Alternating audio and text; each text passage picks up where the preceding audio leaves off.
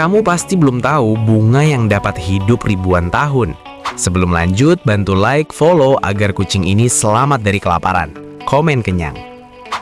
Lotus atau akrabnya di Indonesia disebut bunga seroja, mereka hidup di air. Lotus seringkali dikira sebagai bunga teratai. Padahal beda. Lotus memiliki tangkai yang panjang dan daunnya menjulang ke atas jauh dari air. Beda dengan teratai yang daunnya melebar dan mengambang di permukaan. Uniknya, bagian lotus hampir semuanya dapat dimakan. Batang, akar, dan daunnya seringkali dibuat untuk obat-obatan tradisional. Hidup lotus sering di lumpur, tapi bunganya tetap cantik tanpa noda. Ada bagian lilin yang melindunginya. Namun, yang paling menarik adalah bijinya yang tercatat masih bisa tumbuh walau batang dan bunganya sudah mati, berusia 1300 tahun.